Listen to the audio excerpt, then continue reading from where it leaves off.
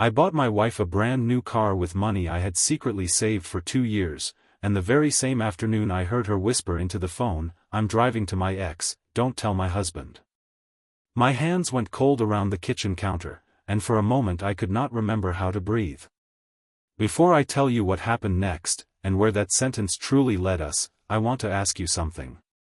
If you believe in kindness, if you believe people deserve forgiveness, if you believe that love can survive even our darkest assumptions, then please take a moment right now to like this video, leave a comment, share it with someone who needs a little hope today, and subscribe to our channel.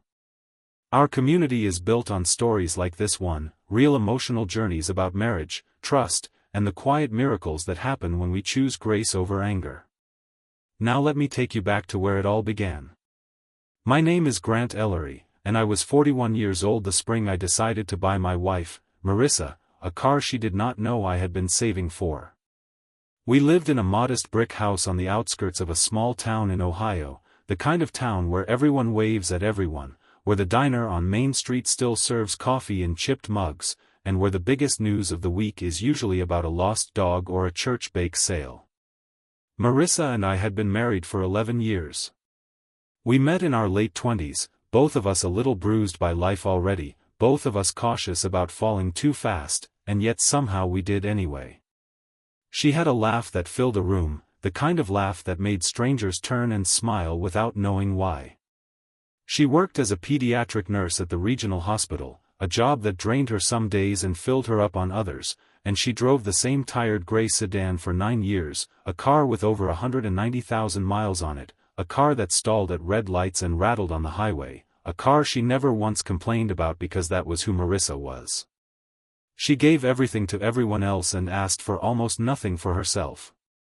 I worked in logistics for a regional trucking company, a steady job, not glamorous, but it paid the bills and let me come home most nights by 6. For 2 years, I had been quietly setting aside money from every paycheck, skipping the small indulgences, packing my own lunches, telling Marissa we were saving for home repairs, when really I was saving for her. I wanted to surprise her with something that said, after 11 years, after every sacrifice she had made for our family, after every night shift and every missed dinner because a child in her ward needed her more than I did, I saw her. I saw everything she gave and never asked to be repaid for. The morning I brought the car home, a soft silver sedan with leather seats and a sunroof, nothing extravagant, but new, safe, reliable, mine to give her, I parked it in the driveway with a red ribbon tied clumsily around the side mirror because I did not know how else to wrap a car. I stood on the porch with my heart pounding like it was our first date all over again. When Marissa walked out that afternoon in her scrubs, her hair pulled back, exhaustion still clinging to her shoulders from a 12-hour shift, she stopped dead in the driveway and put both hands over her mouth. She cried. She actually cried, right there on the lawn, and she hugged me so tightly I thought my ribs might give out.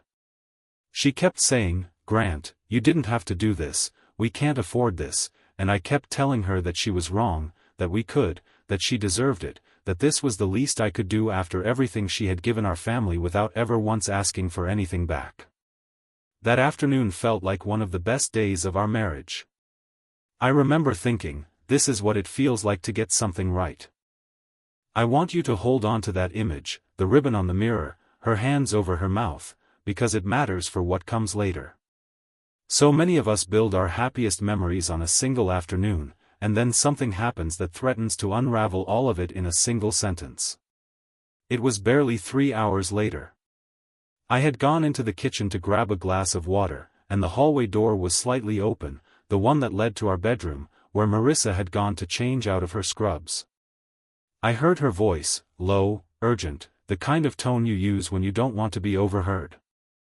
I paused, not to eavesdrop, just out of habit, the way you pause when you hear your name mentioned in another room. But it was not my name I heard. It was hers, spoken to someone named Devin, and then the words that stopped my entire world from turning. "I'm driving to my ex," she said, her voice trembling slightly. "Don't tell my husband, please, not yet, I need to do this myself." Then silence, then something about needing to leave before Grant gets suspicious. I do not know how long I stood in that kitchen. Time did strange things in that moment. My mind raced backward through 11 years, searching for signs I might have missed, moments I might have misread. An old boyfriend's name Marissa had mentioned once or twice over the years, someone from her early 20s before we met, a man named Cole who she said had broken her heart badly enough that she almost gave up on love entirely before I came along. Was that who she meant? Was she really planning to drive somewhere, in the very car I had just given her, to see a man from her past, and lie to me about where she was going? I want to be honest with you about what I felt, because I think honesty is the only thing worth offering in a story like this. I did not feel rage first. I felt something worse. I felt a kind of quiet, sinking grief, the grief of watching something you built with your own hands begin to crack in front of you. I thought about the ribbon on the mirror.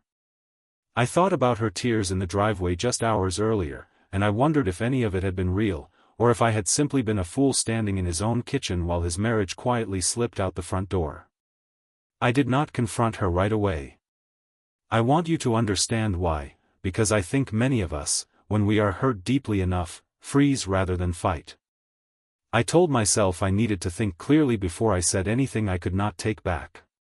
So I walked out to the garage, sat in my old truck, and gripped the steering wheel until my knuckles went white. I did not cry. I do not think I even let myself feel it fully yet. I just sat there, staring at the closed garage door, listening to my own heartbeat in my ears, while inside the house, my wife finished getting ready to leave. A few minutes later, I heard the front door open and close. Through the small garage window, I watched Marissa walk to her new car, the one I had just given her that very morning, slide into the driver's seat, and back carefully out of the driveway. She did not see me watching. She drove off down our quiet street, turned left at the stop sign, and disappeared toward the highway.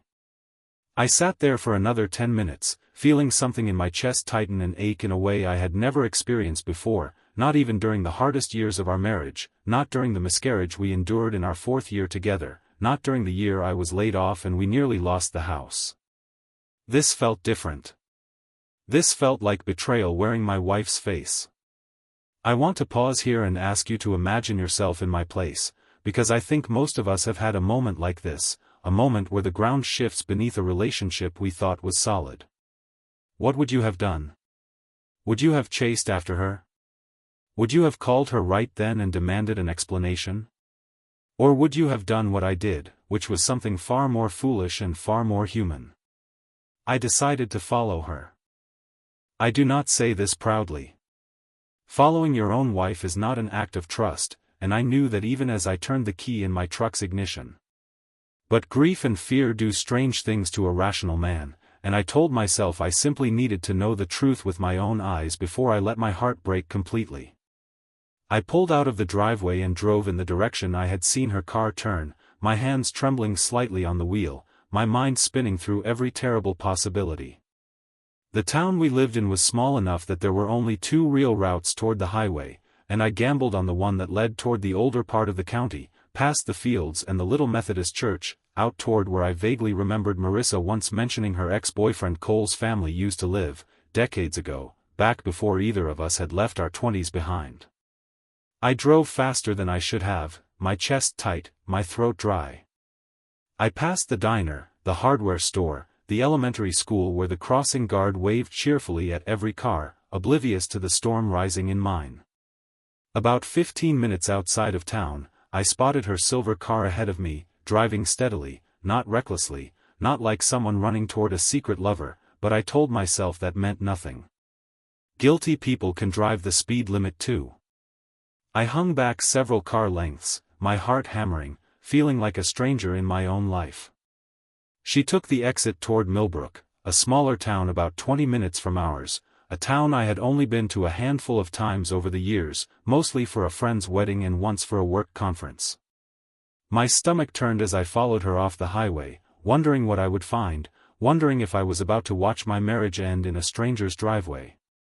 She drove through the quiet streets of Millbrook, past a row of modest homes with wraparound porches, past a small park where a few children played on rusted swings under the watch of tired parents, and finally pulled into the parking lot of a building I did not immediately recognize. It was a long, low brick structure with a sign out front that I could not read clearly from where I had parked, half a block away, my truck idling nervously at the curb. My hands shook as I squinted at the sign. It read Millbrook Veterans Care and Rehabilitation Center. For a moment, I simply sat there, confused. This was not a house. This was not the kind of place you took a lover to for a secret afternoon. I watched Marissa park her new car carefully in a marked spot, gather something from the passenger seat, a small bag I had not noticed before, and walk toward the entrance with the kind of familiar, purposeful stride of someone who had been there many times.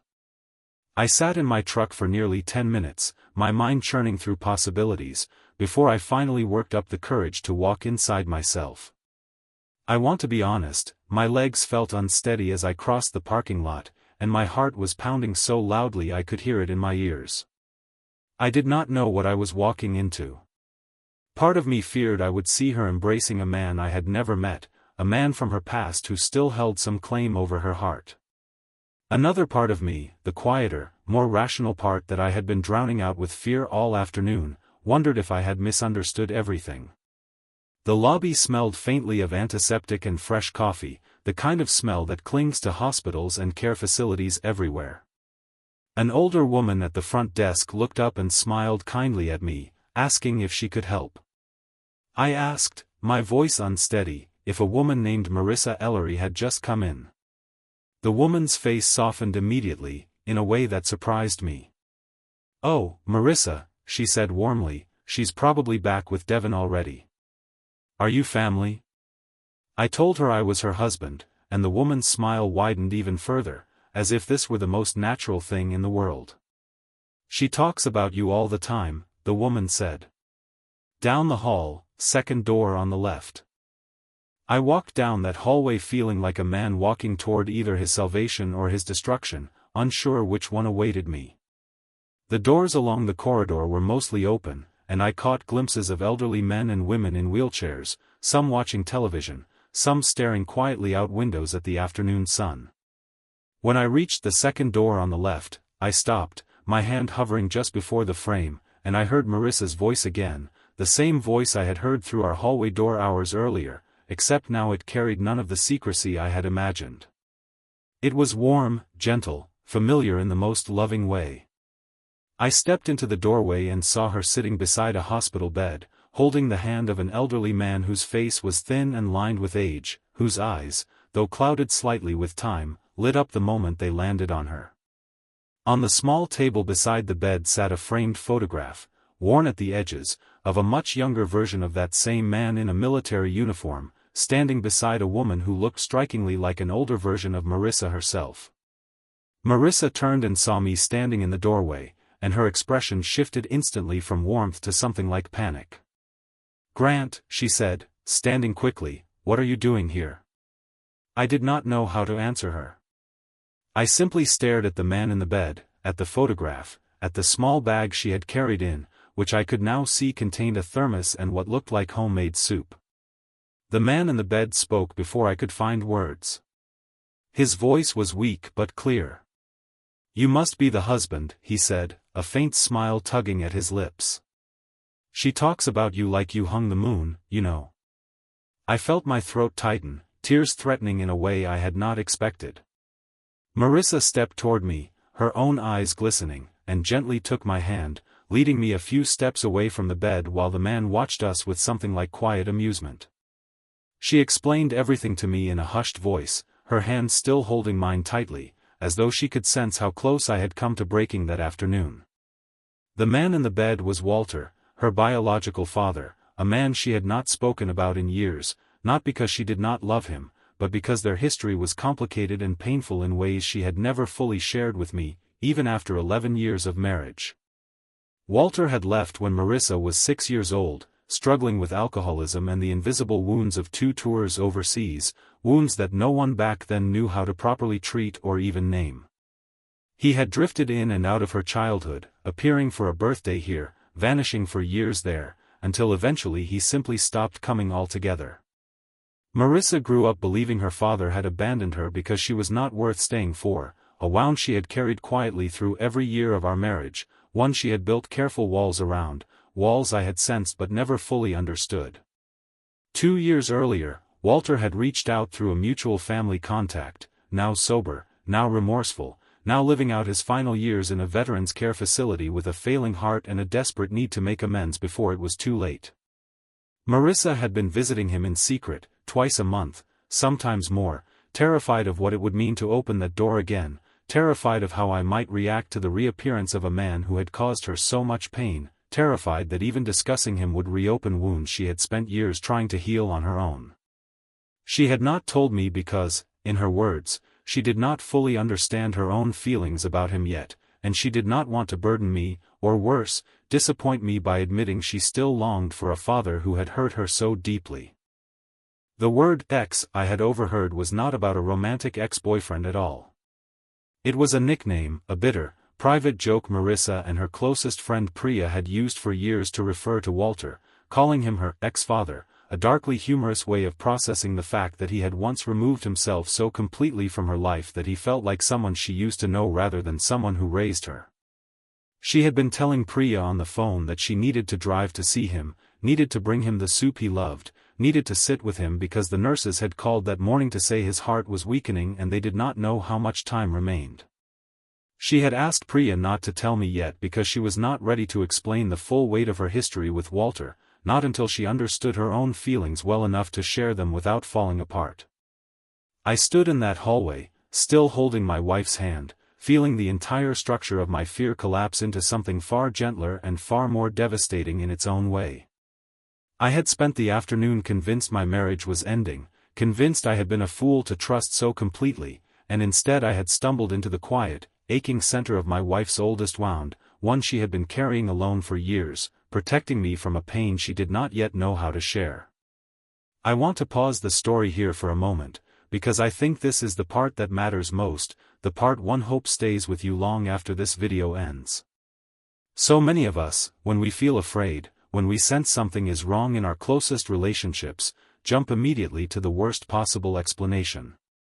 We assume betrayal before we consider grief. We assume deception before we consider protection. I nearly let my fear convince me that my wife of 11 years, a woman who had never once given me real reason to doubt her, was capable of the very worst kind of dishonesty, when in truth, she was simply carrying a burden too heavy and too old to share easily, even with the person she trusted most in the world. If this story is touching something in you right now, if you have ever assumed the worst about someone you love only to discover a far more human truth underneath, I would love for you to leave a comment below and share that moment with our community. Your stories matter to us, and they matter to everyone else watching who might need to hear that they are not alone in these fears. And if you have not already, please take a moment to like this video and subscribe to our channel, because stories like this one are exactly what we hope to keep sharing with you, stories of misunderstanding turned into understanding, of fear turned into grace. Now let me tell you what happened next, because the story does not end in that hallway. Marissa apologized to me right there, tears slipping down her cheeks, whispering that she was sorry for keeping Walter a secret, sorry for the guarded phone calls, sorry for the excuses about meeting friends, on the days she actually drove to Millbrook.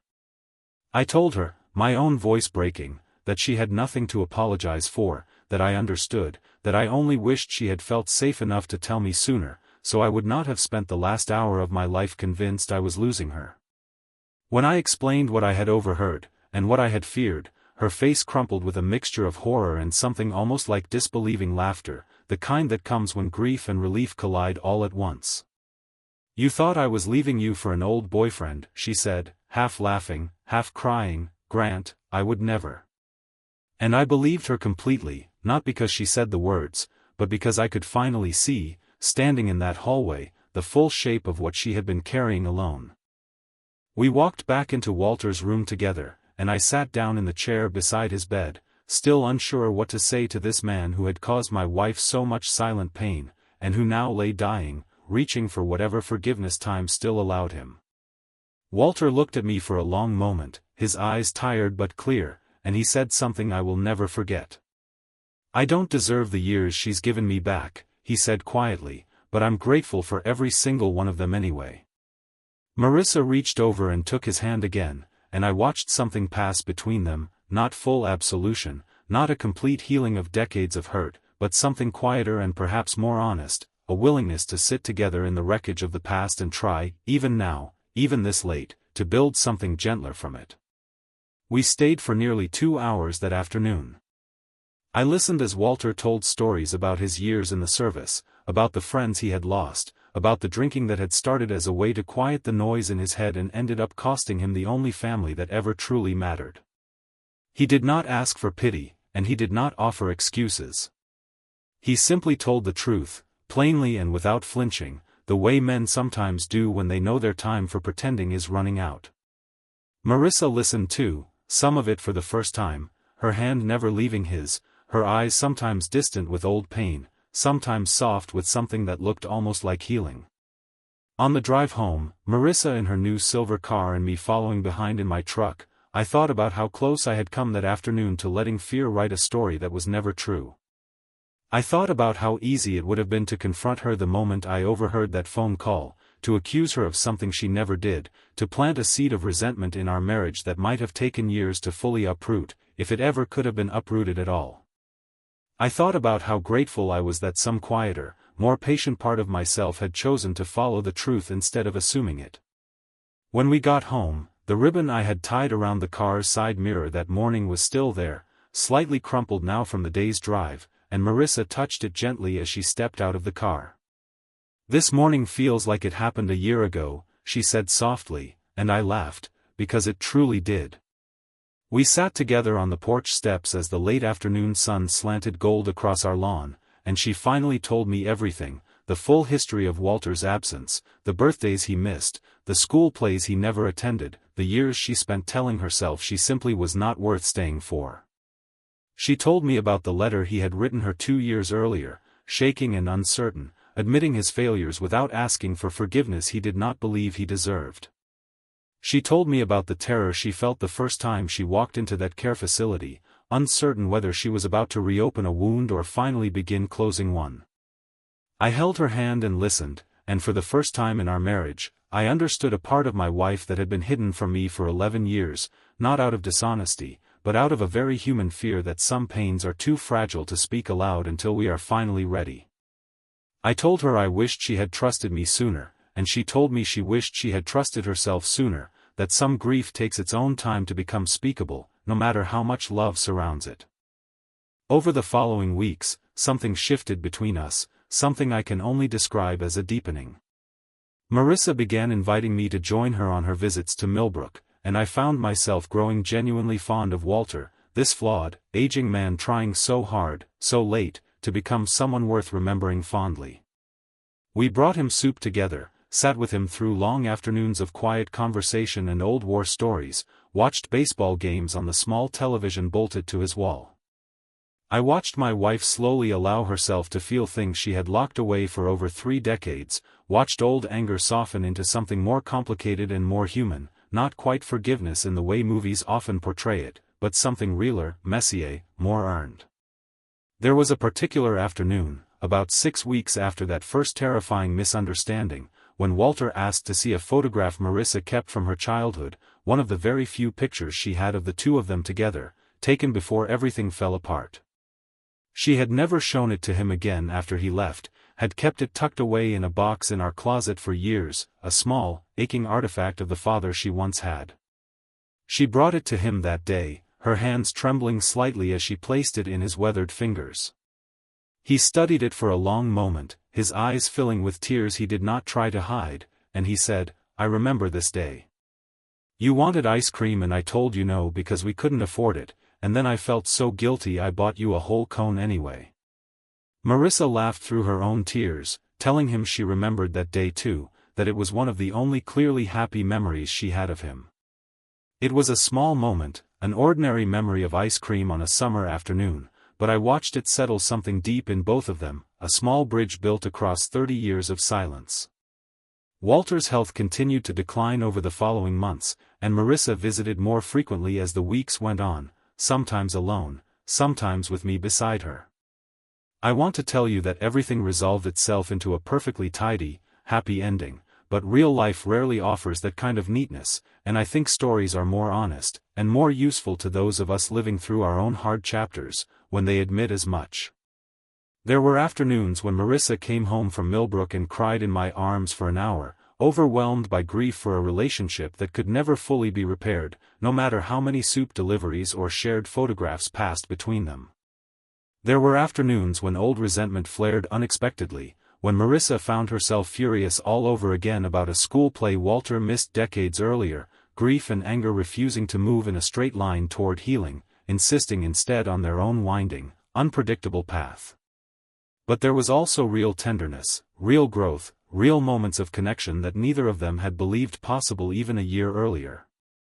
Walter began writing Marissa letters, short ones at first, his handwriting shaky from age and illness, apologizing not in vague, sweeping terms but for specific moments, specific failures, specific pain he now understood he had caused. He wrote about the night he chose a bottle over her school recital, and how he thought about that choice every single day since. He wrote about the birthday card he never sent when she turned 16, too ashamed by then to face what he had already lost. Each letter chipped away a little more at the wall Marissa had built, not erasing what he had done, but allowing her, slowly, cautiously, to hold both truths at once, the truth that he had hurt her deeply, and the truth that he was trying, imperfectly but genuinely, to become someone worthy of the little time he had left. I found my own role shifting during those months too. I had walked into that care facility fearing I was losing my wife to a stranger, and instead I found myself gaining an unexpected connection to a man whose mistakes had shaped the woman I loved in ways I was only beginning to understand. I began visiting Walter sometimes on my own, bringing him newspapers, listening to his stories about his years overseas, learning things about resilience and regret that I carried with me long after those visits ended. I realized that forgiveness, real forgiveness, is rarely a single decision made in a single dramatic moment. It is built slowly, visit by visit, letter by letter, small act of grace stacked upon small act of grace, until one day you look back and realize the distance between where you started and where you now stand. About 4 months after that first terrifying afternoon, on a bright Saturday morning in early autumn, Walter passed away peacefully, with Marissa holding one hand and a nurse holding the other, me standing quietly at the foot of his bed. His final words, according to Marissa, were an apology and a thank you, spoken so softly she had to lean close to hear them at all. He told her he was sorry he had not been braver sooner, and he thanked her for choosing, even after everything, to come back. The funeral was small, held on a clear, crisp afternoon under a wide autumn sky, attended mostly by a handful of fellow veterans from the care facility and a few distant relatives Marissa barely knew. She stood at the front and read a short passage she had written the night before, her voice steady despite the tears sliding freely down her face, thanking her father not for the years he was present, but for the courage it took him to return, however imperfectly, however late, and for teaching her, even through his failures, that people are capable of change if they are given, and if they are brave enough to accept, a second chance. In the months that followed Walter's passing, I watched my wife transform in quiet, meaningful ways. She began speaking more openly, not just about her father, but about other old wounds she had carried silently through our marriage, fears about her own worth, anxieties rooted in a childhood where love had felt conditional and unreliable. Our marriage, which I had always believed to be strong and honest, grew into something even deeper, built now on a foundation of vulnerability neither of us had fully offered each other before that terrifying, transformative afternoon began with a misunderstood phone call. I think often about how differently things could have unfolded.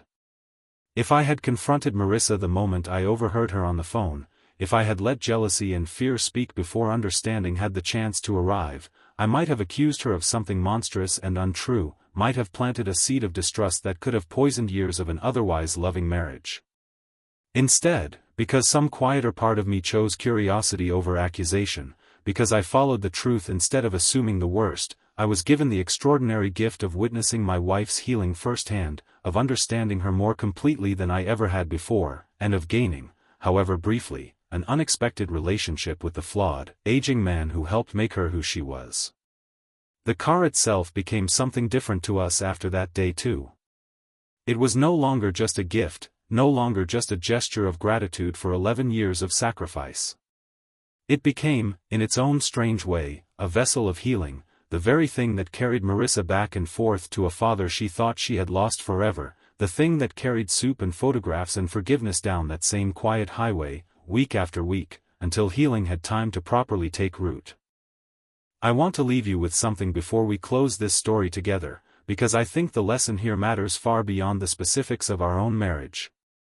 So often in life, we hear a fragment of a conversation, we see a fragment of a situation, and we build an entire narrative of betrayal or heartbreak around that fragment, without ever pausing to ask for the full truth. Fear is a powerful storyteller, but it is rarely an honest one. It fills in gaps with our worst nightmares rather than with patience, and it convinces us that assuming the worst is somehow safer than risking vulnerability by simply asking, simply waiting, simply trusting the people we love enough to give them the benefit of the doubt.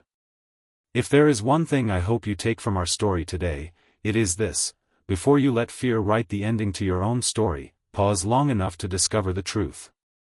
The people we love are often carrying burdens we cannot see, old wounds, private griefs, fears they have not yet found the courage to share.